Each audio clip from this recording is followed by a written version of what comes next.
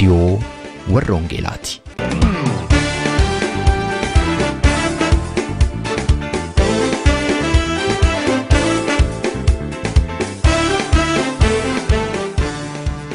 Reediyoon Warra Wangeelaa tokkummaa waldooti Oromoo Warra Wangeelaa Awurooppaatiin qophaa'e torbanitti si'a tokko dhaggeeffattoota biyyootii gaanfa Afrikaaf naannoo isaatiif akka lakkoobsa sa'aatii Itoophiyaatti galgala sa'aatii 12 hamma sa'aatii 12:00tti dambalii gabaabaa kiilooheerzii 15,515 yookaanis meetir baandii 19 irratti kan isin qaqqabu Tamsaasa Wangeelaati.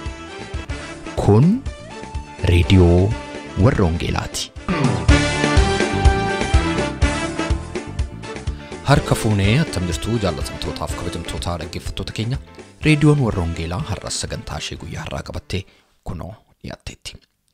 Fagoodhaaf dhiyooteessanii karaa garaagaraa sagantaa keenya kana hordofaa kan jirtan hundumaaf nagaan Waaqayyoo isiniif haa ta'uun jedha qopheessaa reediyoo Warra Wangeelaa ana Robsan Makooti. Torbee darbee akkuma hundumti keessanii yaadattan raajiif tajaajila raajummaa biyya keenya keessa jiru ilaalchisee sagantaa addaa tokko qopheessinee turre. Kutaa lammaffaa sagantaa sana har'atti akkasii qabannee dhiyaannu akkuma waadaa isinii gallee har'a kutaa lammaffaaf isa xumuraa sagantaa kana qabannee dhiyaanneerra. Raajummaaf tajaajila raajummaa yeroo ammaa biyya keenya keessa jiru ilaalaa kan qopheessee nu dhiyeessu lubaa Mulugeta Giragni. Egaa jaallatamtootaaf kabajamtoota dhaggeeffattoota keenya hanga xumura sagantaa keenyaatti obsaan akka nu waliin turtan kan isin affeeru ammas qopheessaa sagantaa kanaa Robsan Mako irra deebi'een sagantaa keenya wajjin yeroo eebbaa qabaadhaan isiniin jedha faarfannaa kanaan gara sagantaa keenyaatti ceena. Adda baasii maal adda baasii gooftaa adda baasii gooftaa maaluma fi jabaatee dhugaan inni jallate sodoofate garaan gooftaa maaluma fi jabaatee dhugaan inni jallate sodoofate waliin deemnee baroota baayyee yeelloofne mooftaa himachuu addootaaf sobdoonni guutanii ajeelleerra keessa baqachuu iddoo lubbuu keenyatti olafachuuti.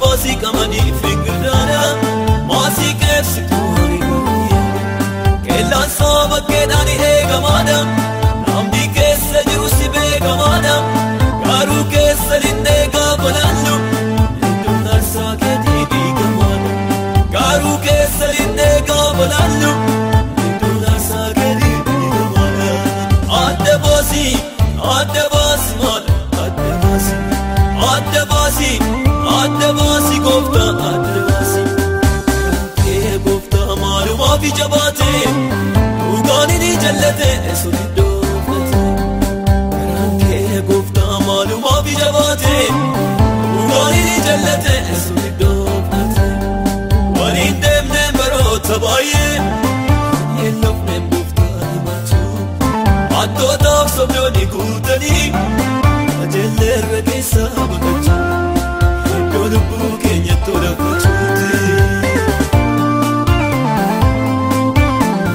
Kennaa raajummaa kana egaa Waaqayyo nama dhuunfaattis kenneen tajaajilchiisa. Akkuma raajii abaluu jennu bara kana baay'eedhame ture. Akkasuma immoo saba guutummaatiifis Waaqayyo kennaa raajummaan kenna. Bu'aa afur qulqulluu booddee lallaba Phexros lallabe yoo ilaaltanii hojii ergamootaa keessatti boqonnaa 2 Waaqayyo hafuura koo foon qabeessa hundumaarraa nan buusaa nan ergaa nan dhangalaasaa. Ilmaaniif intaloonni isaanis raajiin dubbatu dhiironniif dubartoonni isaanis raajiin dubbatu jedhani. Sirriidha nama dhuunfaattis Waaqayyo raajii godhee waama. Raajii godhee isin kaafata kakuu haaraa keessatti.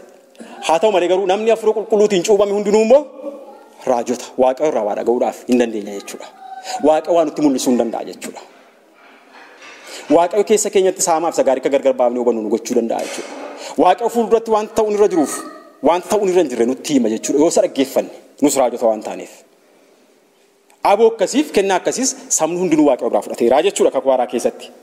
Kunis egaa hojiin mul'achuusaa macaafa qulqulluu keessatti waldooti kiristaanaa warra bara duraadhaa warra jalqabaa Anxooqiyaa, Roomaa, Xiiroos, Qisaariyaa, Filiphisiyoos, Qorontos hunduma isaanii ilaalle hojii ergamootaa keessatti raajonni kun namoota hundumaa keessatti sagalee waaqayyoo dubbachuutiin amantoota keessaa ka'uutiin amantoonni dubbachuutiin waldaan kiristaanaa iddoo hundumaatti babal'achuusaa arginaa jechuudha.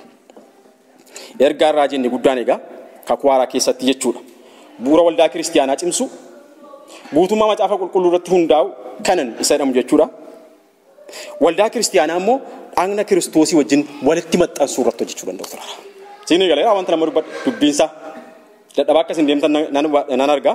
Haa ta'u malee garuu gabaabsaan jira fixaan jirama. Maa inni waldaa kiristaanaa cimsuu irratti hojjechuu turredha.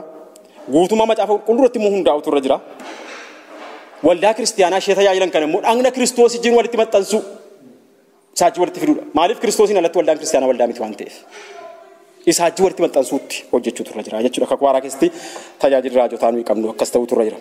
Egaa qabxii sadhumaatti yeroo nuuf har'oo waldaa kiristaanaa keenya keessatti tajaajilli raajotaa yookaan raajummaa maal fakkaata?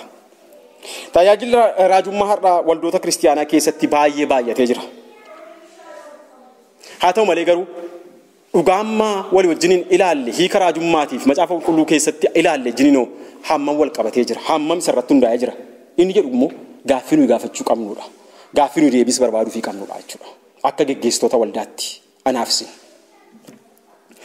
Kakuu moofaa keessa raajonni dhugaanis turaniiru. Raajonni dhugaan taanes yookaan sobduunis turaniiru. Isa kana raajii Irmiyaas boqonnaa 23 naa dubbifanne sirriidhumatti nutti ibsa. Maal jedha iddoo sanatti? Raajonni warri dhugaan ta'in waan isaan gochaa turan yeroo lafa kaa'u sobanii hooda dubbachuu isaanii utuu nagaan hin jiraatin nagaadha jedhanii labsuu isaanii mootota jallina hojjetanii immoo akka wanta isaan jallina sun ta'in gaarii hojjetaniitti gaarii hojjettan jedhanii kabuufiidhaan mirkaneessuufiidhaan dhugaa ba'uufii isaanii garaa isaanii duwwaadhaaf jiraachuu isaanii lafa kaa'a Ermiyaas iddoo sanatti ofii isaanii duwwaaf jiraachuu itti tolee jiraachuu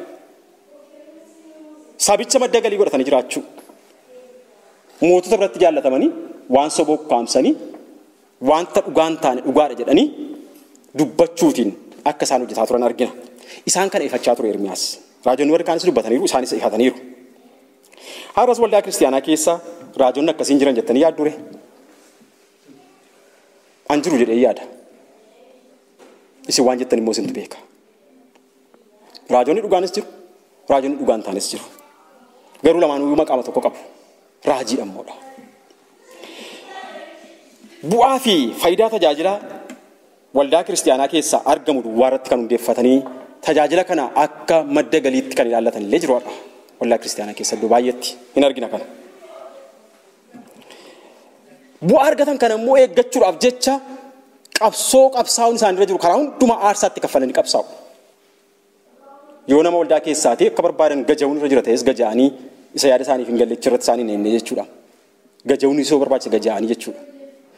Yoo immoo raajii kan biraan immoo ka'e immoo inni immoo dhugaa dubbatu yoo jiraate immoo namarratti kakaasanii illee akka iddoo isaanii jalaan fudhanne gochuudhaan waldaa kiristaanaa keessatti kan kana hojjetan baay'eetu jiru bara kana keessa jechuudha. Mala hubachuun isaa nama rakkisu qopheeffachuutiin tajaajila waldaa kiristaanaa sammuu joonjessu kan tajaajilan baay'ataniiru. Jireenya namaa daataa namaa qorachuutiin walii isaaniitiif immoo ragaa waliif ba'uutiin kan tajaajilan guutaniiru waldaa kiristaanaa keessa bara kana. Isa kana tarii akkamitti akka isin ilaaltan hin beeku. Amma naa tajaajila baay'inaa waan meeqa keessa galtanii odeeffannootiinis ta'u miidiyaa garaagaraa irraa ilaaltanii. Amma wanni natti fakkaata diraamaa natti fakkaata al tokko dhiifama naa godhaa malee. Maaf diraamaa sitti fakkaataa naan jira. Daataamti namaa qoratame waan haasa'amu fakkaata al tokko. Waaqayyo hin beeku waa'ee namaa jechuu miti. Waaqayyo garuu waa'ee namaa kan beeku waan akkuma namni diraamaa godhutti miti kan waa'ee namaa dubbatu. Mitiire waaqayyo waaqa ulfinaa mini.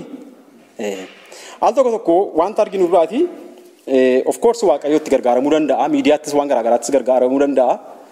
Waan biraattis gargaaramuu danda'a. Isa kana hojii waaqayyo keessa hin galu. Isaaf nan dhiisa. Haa ta'u malee garuu ija isaa irraa yeroo ilaalu waan tokko waan hojjetamu keessumaa biyya keenya keessatti tariin dhufamu wanti biyya keenya jiru asittis immoo yeroo baay'ee nu mudata. Waldooti keenya keessattis immoo waan ta'eef wanti akka geggeessitootaatti eeggatamuun irra jiru. wanti namni sun dubbatu al tokko gaaffii uumaa hiika dhaba yookaan immoo sagalee waaqayyootiin yeroo wal madaaltan sanaaji walitti dhufuu dadhaba. Yeroo tokko maal godhu inni tokko as dhaabateetu bilbila namaadhaa harkaa bilbila keerraa kana jira sana jira ni haasawni maddoota biyya keenya keessatti wanti jiru faashinii akkasii tokko jirami. Fakkeenyaaf ani Dr. Kabbadee jedhamta kun hojjechiisa okay haa ta'u waaqayyo dubbachuu danda'a maqaa isin beeka sirriidha. Bilbila keerraatii waan akkasii qabda footoo akkasiirra kaa'attee jirta. Bilbila akkasii irratti har'a sa'aatii akkasiitti kan si bilbilamee bilbila akkasiiti bakka namichi na'e. Mitiire harka kennee jechuudha Dr. Kabbadeen. Dhugaasaa garuu waaqayyotu beekaa jechuudha. Waaqayyo beeka sirriidha hundumasaa.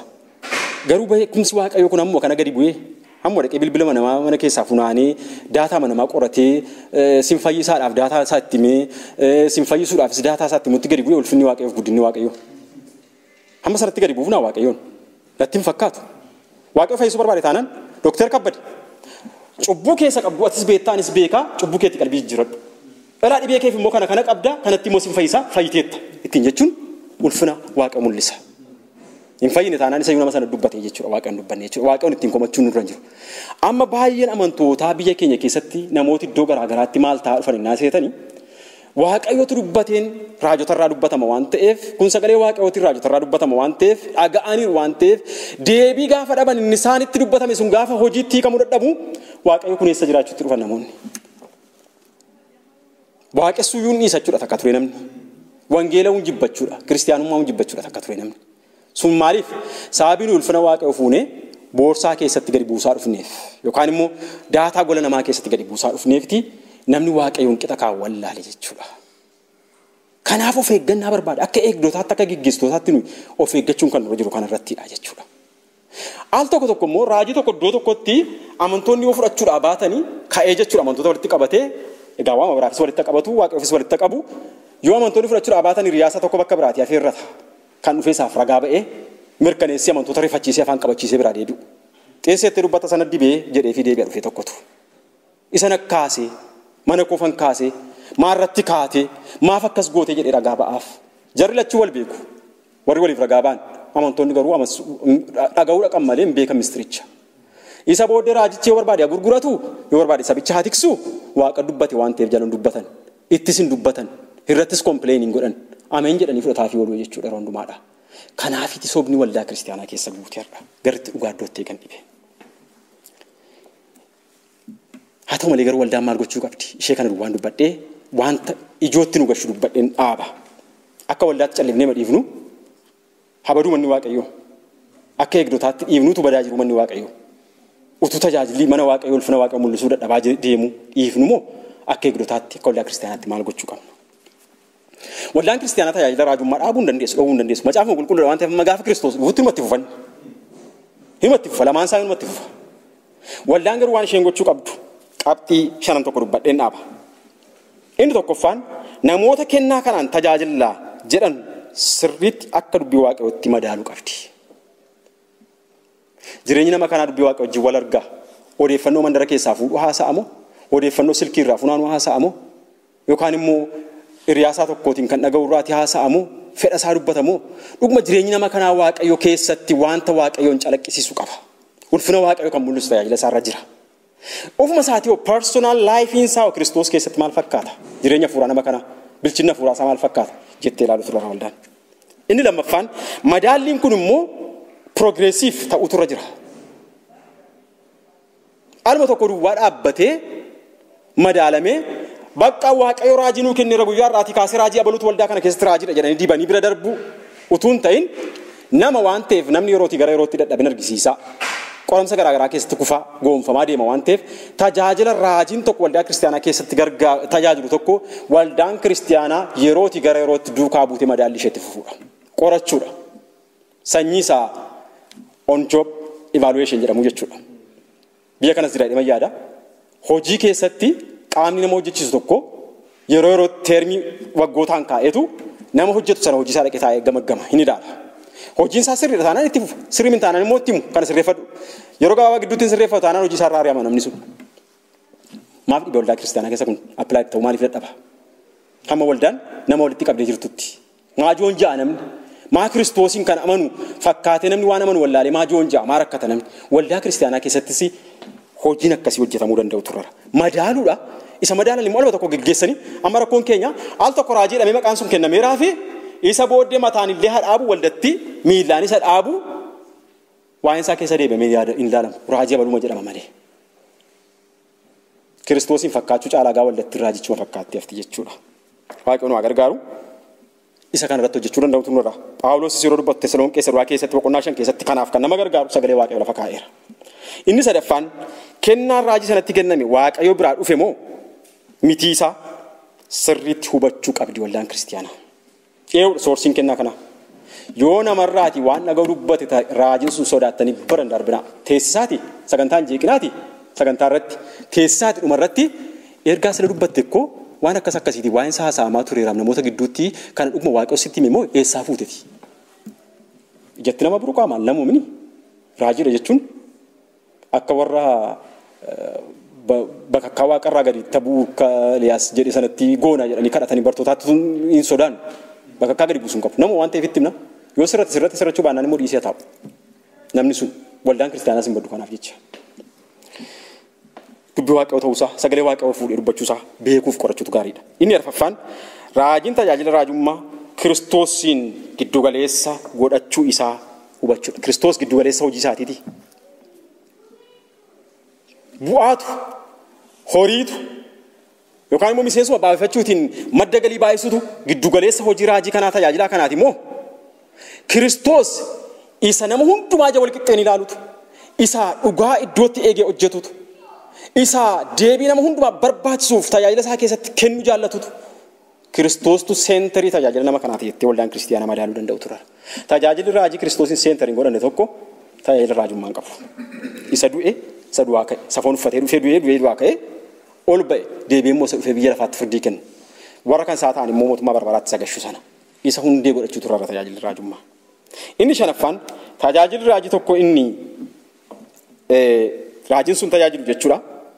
Ija inni godhate bu'aa inni buuseef miidhaan isaa maal akka fakkaatu gamaggamuu sana keessatti bira ga'anii yerootti tajaajila sana tajaajilu sana teessanii jireenya isaa wajjiniin kana wal argisiisutu barbaachisaadha. Ija inni godhate bu'aa inni buuseef miidhaa isaa yoo mallee tajaajilaa sirrii ta'e raajii sirrii ta'e iddoo tokko tokkotti rakkina qabaate yeroo ta'e waldaan kiristaanaa yoo xinnaate waggaa keessatti al tokko tajaajilaa sana waamte yoo xinnaate dhanniyyuu yoo inni dheerata jiruudha waggaan keessatti al tokko. Dheeraa tajaajila kee keessatti bara kana kan tajaajilaa turte namni hojjetu jan qabu nuyi biyya keenya rawaasaan kanallee kan jedhani lafan itti dhaladhee guddadhe uummata keenya warra qonnaan bulaatiin jiraatanidha. Isin lafa itti dhalatanii guddatanii hin beeku. Hin soqanni soquu gajjedhee waan ta'eef fuula isaa yoo namatti dhufee dhaa jechuudhaan argu waan ta'eef kanaaf jan qabu malee namni jijjumaan ilaalee hojjetamni sila malee hin dhaamu jechuudha. Maayin yookaan immoo kastiin akka facaasee hojjeta ta'es yoo namatti dhufee hin argu hojii isaa xiyyeeffataa jechuudha. Atamman hojjettan tajaajilta waan ta'eef tarii of keessa deebiteen ilaalle of hin gamaggamne waan ta'eef tajaajila kee waggaa kanaa yookaan ji'a kanaa yookaan torban kanaadha sitti immoo barbaannaa taa'e. Teessisanii bulchiisii waldaa kiristaanaa sana ilaa kana hojjetteetta sirriidha. Sanitti jajamu jaju. Kun immoo dogoggora turte yookaan immoo hanqina turte sirreeffadhu. Sirreeffamuu isaa immoo teermii kennameef keessatti ilaalu. Hin sirreeffanne yoo ta'e irra deebi'anii ammas nama sana wajjin ta'anii haasa'anii kana sirreeffattamoo hin sirreeffattu. Yoo sirreeffachuutti walii gale gaarii. Yoo dide garuu kana booddee egaa taa'iitii Waaqayyoon dhaggeeffadhu jechuutu gaariidha. Manni Waaqayyoo eegumsaaf isinitti kenname jedha sagaleen Waaqayyoo waan ta'eef of eeggadhaa karra Waaqayyoos eeggadhaa jedha waan ta'eef. Itti gaafatama sanaa waan qabnu jechuudha. Isa kana egaa walii wajjiniin caalaadhumatti anaafisin har'a kan ilaallu marii keenya kana booddee daqiiqaa 11 jirtu irratti jechuudha kan ilaallu.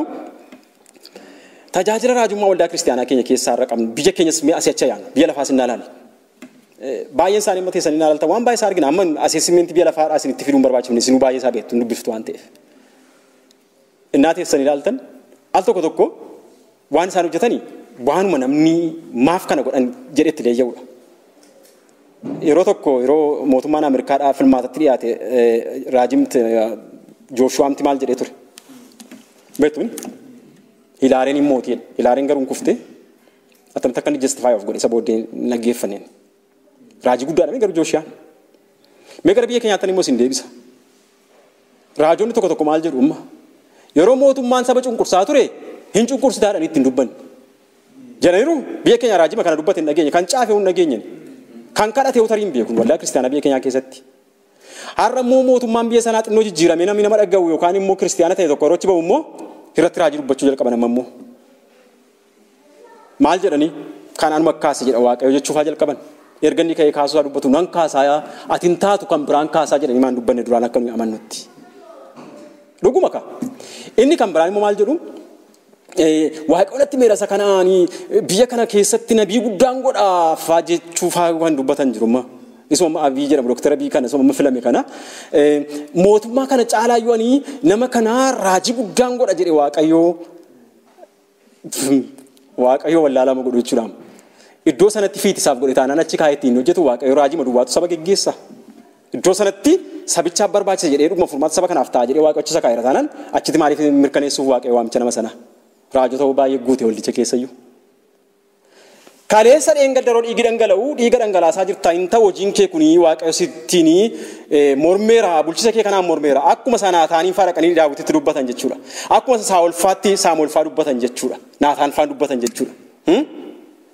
Akkuma sana utuu dubbatan ta'e raajiin kun dhugaa riiskii isaas fudhatanii hundumaa riiskii fudhate waan ta'eef.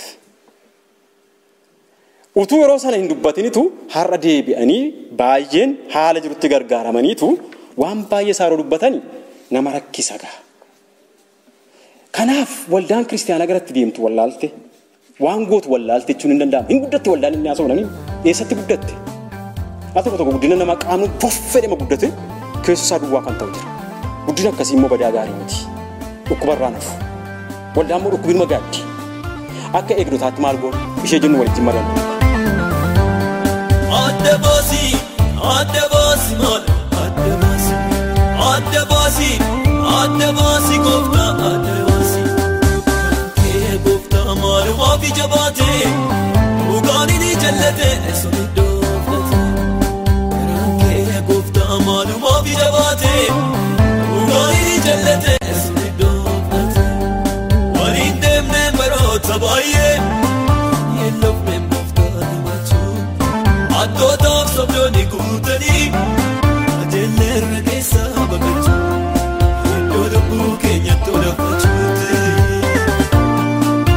Kun reediyoo Warra Wangeelaatii sagantaan keenyaa itti fufa. Meetir baandii 19 yookaan immoo kiiloo heerzii 15,515 irratti galgala sa'aatii 12 amma sa'aatii 12:00 kan isinii darbu tamsaasa kana YouTube irratti, SoundCloud irratti, karaa Facebook akkasumas immoo karaa websaayitii keenyaa hordofuu dandeessu. Websaayitiin keenya maqaansaa www.uoece.org jedhama. Irraan isinii deebi'a. www.uoece.org jedhama. Dhaggeeffattootni keenya biyya Ameerikaa immoo itti dabalaan lakkoofsa bilbilaa 51824 irratti tola bilbiluudhaan akkasuma nu dhaggeeffachuu akka dandeessan isin yaadachiisa. Facebook irra jirra, laayikii nu tolcha, YouTube fi SoundCloud irras jirra, subscribe gochuudhaan karaa isinitti tolu nu hordofuu dandeessu. Egaa jaallatamtootaaf kabajamtoota dhaggeeffattoota keenyaa hamma xumura sagantaa keenyaatti immoo faarfannaa jalqabne kana dhaggeeffachaa akkasiin turtanan isin affeera. Addootaaf sobdoonni guutanii ajeelleerra keessa baqachuu. Iddoo lubbuu keenyatti olaanfachuuti.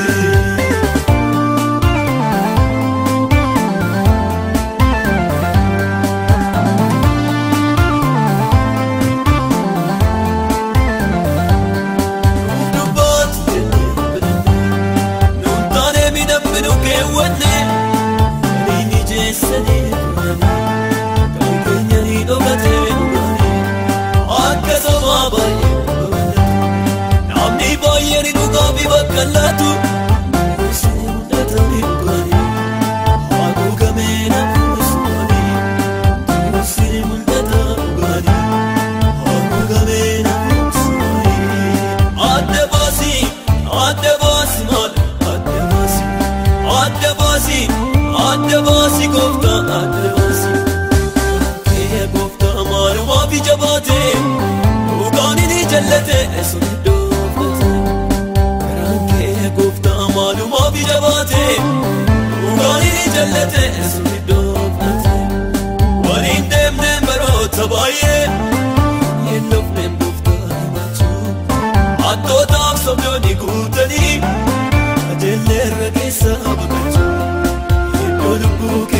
tola kuchuuti.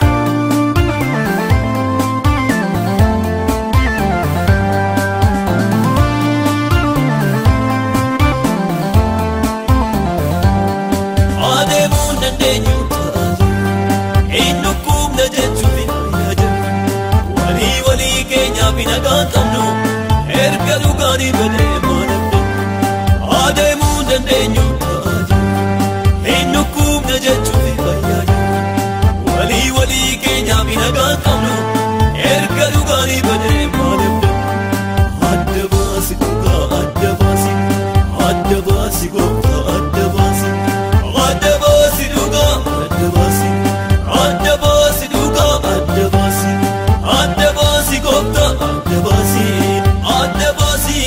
maal adda baasi gooftaa adda baasi.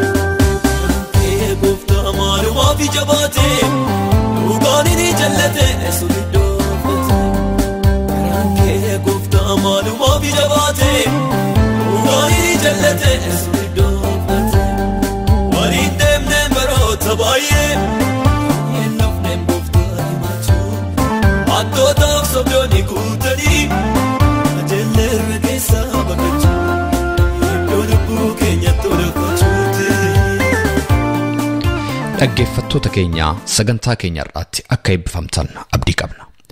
Waa'ee sagantaa keenya gaaffii yookaanis yaada yoo qabaattaniif karaa teessoo xalayaa keenya rww.tevelensvine13 Oslo Norway jedhaatiin nu barreessaa yookaanis karaa iimeeyila keenya raadiyoowarrawangeelaa@gmail.com jechuudhaan nu qunnamaa.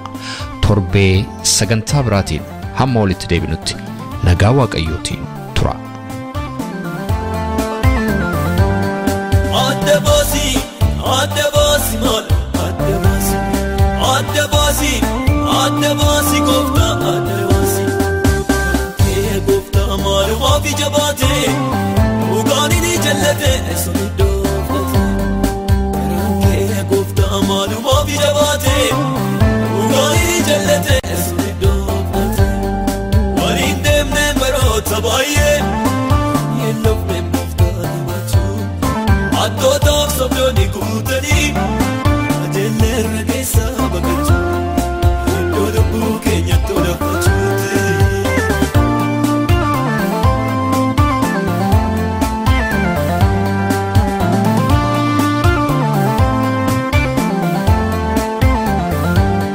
Qamadii duwwaadhaan kan fate garuu inni girdaadhaan duwwaate. Adda baasii qamadii fi girdaadhaan maasii qeebsituu hariiroo. Qeellaan saba keedhaan eegamaadha. Namni keessa jiru si beekamaadha. Garuu keessa linnee gaafa laallu iddoon aarsaa keetii diigamaadha. Garuu keessa linnee gaafa laallu iddoon aarsaa keetii diigamaadha. Adda baasi maal adda baasi gooftaa adda baasi. Kee gooftaa maalumaaf jabaate dhugaan ni jallate suniddoo fate. Kee gooftaa maalumaaf jabaate dhugaan ni jallate suniddoo fate. Waliin deemneen baroota baay'ee hin dhufneen gooftaa himachuu. Attootaaf sobdoonni guutanii ajeelleerra keessaa baqachuu. Iddoo lubbuu keenya tola kuchuuti.